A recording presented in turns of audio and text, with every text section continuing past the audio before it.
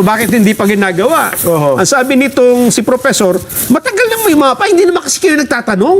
Huwag kasi kayo basta-basta nagpapadala sa mga haka-haka o maling impormasyon, lalo na sa mga taong hindi naman eksperto sa batas ng dagat at teritoryo. Na ang tinutukoy niya dyan, si Senador Marcoleta. Oo, huwag kayo maniwala dyan. Hindi, nagpalabas nga sila ng mapa, Nelson, Na? galing sa Namria. Ayun nga. Dito pinakita rin natin dito sa palatuntunan, di ba? Ang problema, yung mapang ipinakita nila Oh. ay mapang pang-eskwelahan dyan, administrative map. Administrative map. Oo, para halimbawa mag-aaral kayo, di ba? O, Oo. ito mapa ng Pilipinas, ito Oo. ang West Philippine Sea. Hindi yun ang mapang hinahanap ni Senador Marcoleta. At ika lang, Nelson, bago tuloy, Yan o. July 31 eh. Oh, July 31. Philippines Deposit Chart of Baho de Masinloc Ayan. with United Nations. Ayan o. Sino ang representante ng Pilipinas diyan? Yung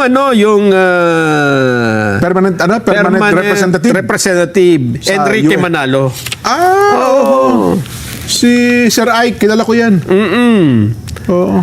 Tapos itong mga tumanggap, mga taga-United Nations ito. Oo, ayan kilala ko yung babae. Oo, nagkakapi kami niyan dati. Oo. Yan sa UN. So sa UN ito. Oo, UN Avenue dyan. Ba hindi? Teka. Baka sabihin. Di ba sa UN Avenue yan? Hindi. Talagang sa United Nations, sa New York yan? Ayan 31 July 2026. Aba, Philippines Deposits Chart Ito. of Baho de Masinloc Totoo with nga, oo. United Nations. tingnan mo ha, tingnan yung mabuti mga babayan yung mapa. Oo. Yan ba yung mapang itinuturo sa mga paaralan na sinasabi ni Batong Baka na matagal nang may mapa, hindi naman kasi kayo nagtatanong. Ibang-iba po kasi yung tinan mo green lang yan, di ba?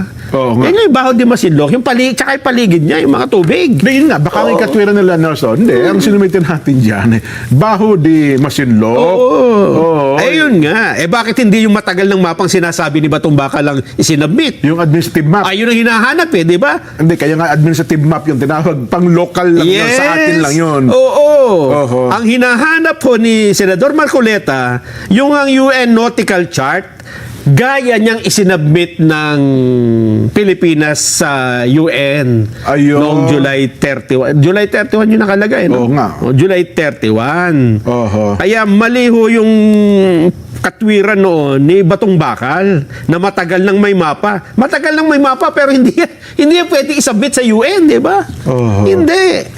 So, ibig sabihin, kung talaga atin yan, ba't pa tayo nag-submit ng ng mapa pala, no? So, ibig sabihin, ito'y... Para makilala nga tayo. Sinabit ba ito doon sa yung International Hydrographic, ay yung IHO? Hindi, dyan sa UN, dyan muna. Dyan muna Kasi sa UN. pagtatalunan yan Pwede may mga question Oo nga pala, baka may mag-claim na iba, may mga claimants. Pagka inaprubahan yan, tsaka yan matatala dun sa record. Kasi nga, gaya ngayon, Nelson, ay tumututol na ngayon ang China. Oo. Dito sa pagsusubitin natin ng mapang ito. Siyempre, kasi claimant din sila doon. Yan. At hindi natin alam kung baka tumutol din yan yung Vietnam, ha? Oho. At yung iba pang claimant, Kasi Indonesia. ano yan fishing Disputed ground, island disputed yan. area, tsaka open sea, yung open ang lahat yan na pwedeng makapangisda. Kaya kailangan i-submit mo para titingnan nila. Oho. I-compare nila sa mapa nila kung alin doon yung yung hangganan nyo ay nag-overlap. May overlapping. Yes. Kaya kailangan nyo talaga linawin yung coordinates. Oho. At ang isa pa pong napahiya sa pangyayaring yan, Ba, meron pa ba? si retired Justice Antonio Carpio. Hindi. Ang sabi ni Justice Antonio Carpio, ano din anong tawag doon? Hindi yung Baho de Masinloc din daw Sabi niya, Oh. no need to submit map. Ay na nga, hindi na nga raw natin kailangan mag-submit kasi automatic nga meron na tayo yan Kaya nga. Bakit tayo nag-submit?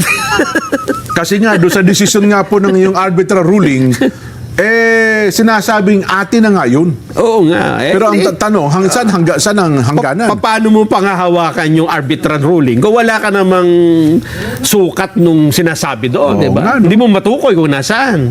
Aba? Sa simple lang hong awayan sa lupa, kailangan meron kang survey ng lupa. Maluto mo. Oo. Alam mo kung nasa, ma-identify mo. Totoo yun.